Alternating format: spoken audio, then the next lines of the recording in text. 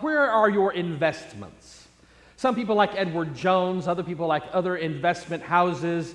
But where are your investments? More importantly, where is your treasure stored up? Well, the bank. No, that's not what I'm talking about. Where is your treasure stored up? If your treasure is stored up in this world, if you've invested your hopes, your dreams, your life, your time, your efforts, your trust, your love in the things of this life and the things of this world, then you may have a problem when the hurricane comes or when the moth and the rust consume, because the things of this life are transitory. They are passing. They do not last forever. Human beings live 70, 80, 90, 100 years, maybe a little more, and then we die. And if we die, then our stuff, where does it go? We may leave it to someone we care about. The government will take a bunch in inheritance tax, but come on. What happens to it? We can't take it with us. There's the old joke about the old lady who said she wanted to take all her money with her. When she died, she wanted all her money put into her casket. So when she died, her daughter comes forward at the family time, and she looks down at her mother, and she says, "I love you, Mother, and here's your money." And then she takes out a check and places it in her hand. Where is your treasure stored up? Where have you placed your time, your talents, your gifts, your service?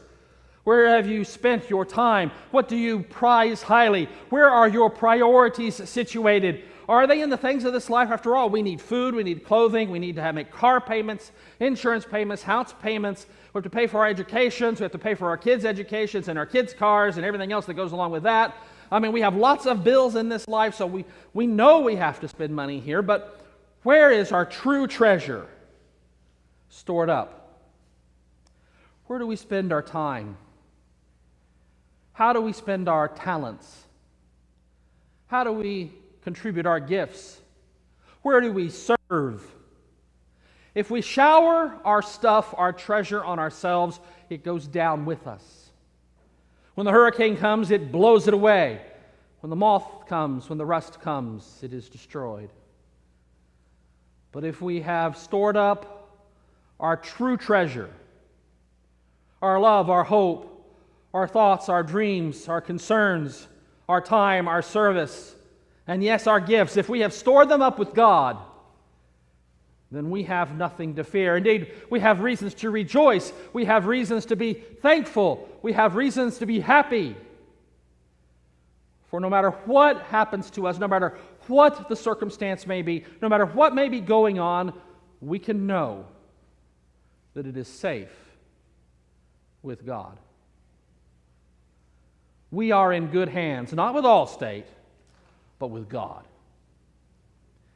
That's what the gospel passage is about today, and that's what we're looking at as we move through this stewardship campaign. We're looking at storing up for ourselves and for our families and friends and our community treasure, not in this life, but with God in heaven.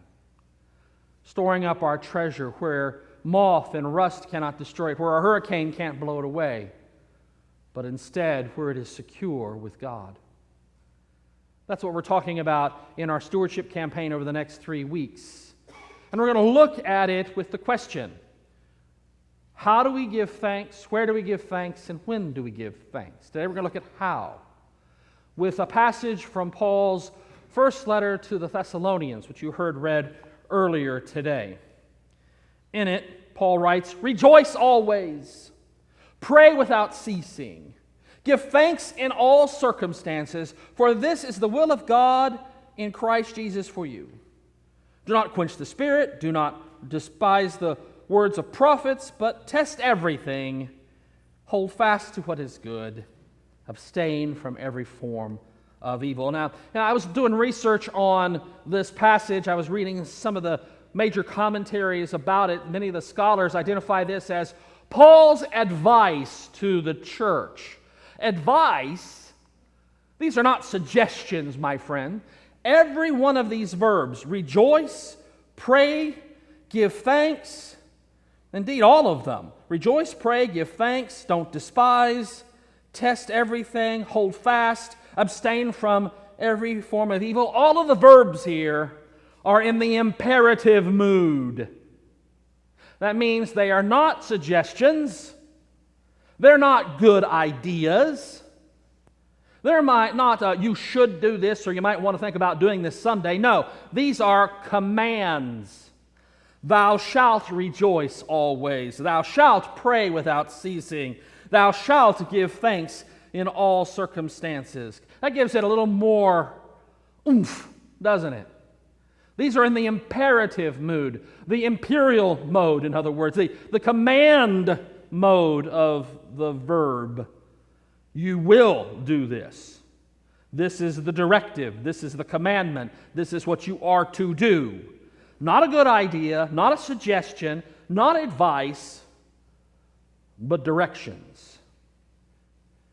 Rejoice always. To be in a state of happiness and well-being is what it means to rejoice here. And it's always, not sometimes, not tomorrow or today, but not the day after. It's always rejoice. Always rejoice. Well, Greg, there may be no reason to rejoice. I might be depressed. I might be out of money. I mean, after all, there's a whole lot of days in the month, and the paycheck just doesn't get all the way there. Or I just had this great big fight with my brother. How can I possibly rejoice? Or I had this argument with my son, or I had this argument with my mother. How can I possibly rejoice? Greg, this is too tall an order. And it is an order, by the way. It's in the imperative. How are we to rejoice always? I mean, he says, sometimes you should rejoice. Now, that would be easy. No. Rejoice always. Oh. My goodness, I'm not going to be rejoicing because I'm worried about not being able to rejoice. Huh. Rejoice always? Yes. Even when things are going bad? Yes. Rejoice always. I have a friend who pastors a church in Tallahassee, Florida. And he said that they were struggling to get everything ready, and I asked him, what are you going to do on Sunday? After all, the hurricane won't quite be there yet, so what are you going to be doing on Sunday morning? He says, doing church.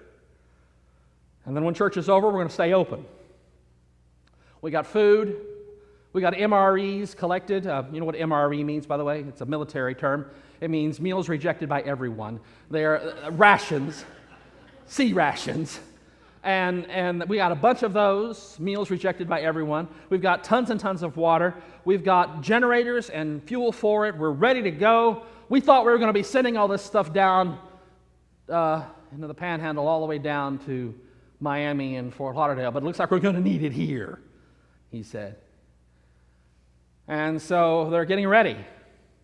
And they're going to have church. They're having church. They've had church. And then they're going to stay open as a shelter for people who need a place to go if the power goes out, if the water shuts down or becomes contaminated. They're going to rejoice. They're going to celebrate. They're going to have worship, and they're going to celebrate and praise, and they're going to have an evening service too. And they're going to rejoice as the wind is blowing. Not because the wind is blowing, but because they're there together. Rejoice always. Yes, even when the hurricane is blowing, even when the moths show up, even when you find the rust. Rejoice always, even when you've had a fight in your family, even when the money runs low. Rejoice always, even when your candidate doesn't win a political election. Rejoice always.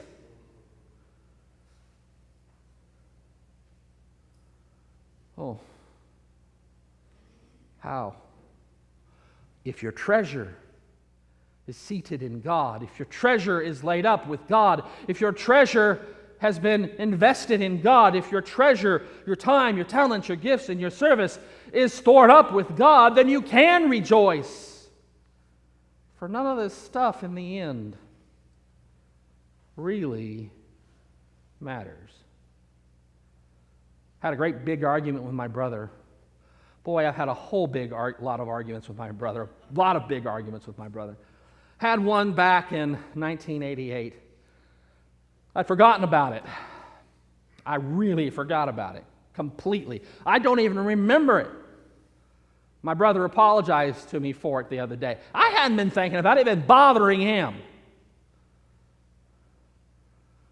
What seems important today, what seemed important last week or last month or last year, in the end, if our treasure is stored up with God, if our time, our talents, our gifts, our service, if our presence, if our priorities are oriented with God, if we have invested ourselves in the life of God, in the faith of God, in the hope in God, if we have stored up for ourselves in God our trust and our hope and our faith, then what seems important in this world pales by comparison. That's why Paul says we can rejoice always. It's not done. Pray without ceasing. Well, now, it can be hard to pray for 5 minutes. Have you ever tried to pray for 5 minutes nonstop? You either run out of air, or you learn that praying is not just yakking, not just talking. Frequently, prayer is being silent before God, being present with God, being open to God's presence with you. Pray without ceasing. Sometimes I don't want to pray. Sometimes I want to be mad. I don't want to pray. Sometimes I want to be angry. I don't want to pray. Sometimes if I realize if I'm praying, I can't hate my brother. What? Yep, no, I can't do it.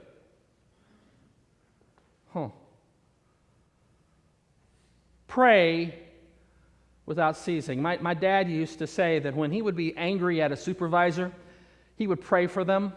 He would often pray for them that they would get promoted out of his hair. He didn't have much of it. But he would pray for them, and it would always make things better. Principally because he would change him in how he acted and reacted towards others. Pray without ceasing. If our treasure is invested, stored up with, seated in God, if that which is truly our treasure is with God, then we can pray without ceasing. Reside in the presence of God without ceasing. Give thanks in all circumstances. Oh gosh, Greg, I don't want to give thanks about this circumstance. I don't like what's been happening. My friend in Tallahassee, he said, I'm not going to give thanks for the hurricane, but I'm going to give thanks to God that we're in God's presence even in the midst of the hurricane. Give thanks in all circumstances. Another rendering might be in everything. Give thanks. In the midst of everything, give thanks. While everything else is going on around you, give thanks. Not because of those things, but because we have stored up our treasure in heaven. Because our hopes, our dreams, our love, our service, our witness, our time, our priorities are oriented with God, toward God, and what God has for us.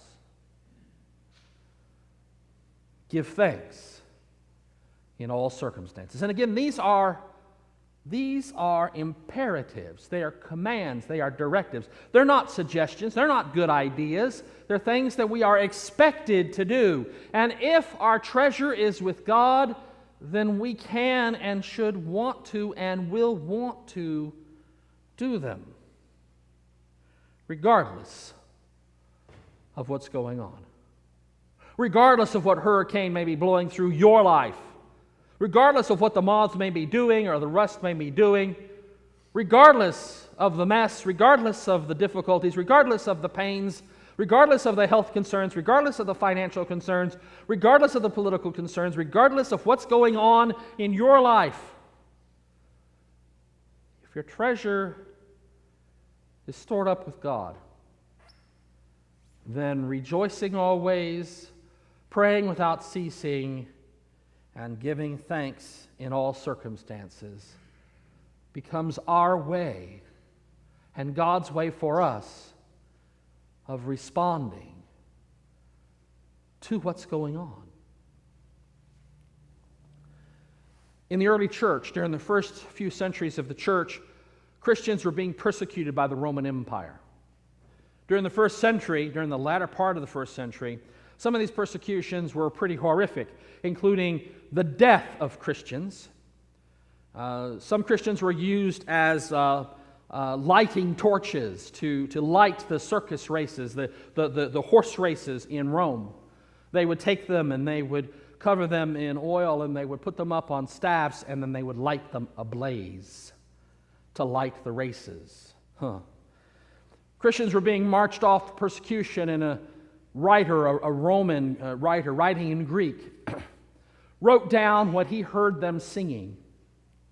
And he wrote it with something called enchiriadic notation, which means that above the Greek words, he wrote little notations for how you are to sing it. It's early musical notation. It didn't give the actual note, it gave the tone and how you're supposed to change your tone as you sing it. And so with that, plus with the notation we have in many ancient monastic hymnals and lectionaries, we know how this was sung. And it's actually a quote from right here in 1 Thessalonians. In the 90s AD, as Christians were being marched off to death, in the midst of knowing they were going to die, men and women and children sang these very words. Rejoice always, rejoice always, rejoice always, pray without ceasing, pray without ceasing, give thanks in all circumstances, give thanks in all circumstances. In Greek, according to that notation, it is sung this way. Pantate chaireta, pantate chaireta, pantate chaireta, pantate chaireta, adia leptos prasucheste, adia leptos prasucheste, in ponti eucharistete, in ponti eucharistete. That's rejoice always, it's pray without ceasing, and it's in all things give thanks. They were going to die. They knew they were going to die. And they sang, rejoice always, rejoice always, rejoice always. Pray without ceasing, pray without ceasing, pray without ceasing in all things. Give thanks in all things.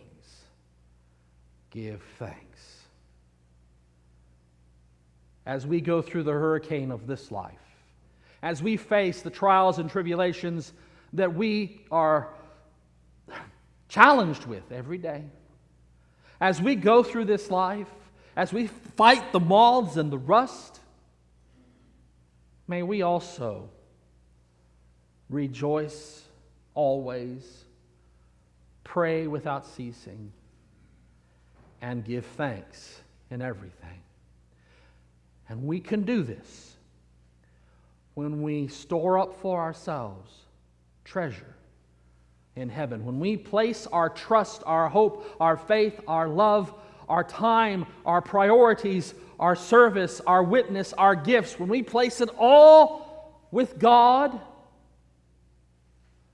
then whatever we're facing, we can face.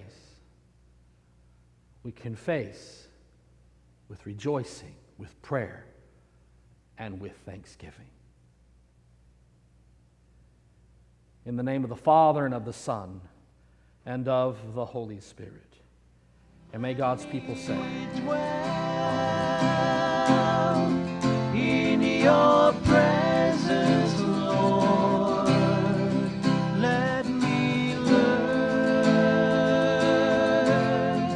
at your feet. I will take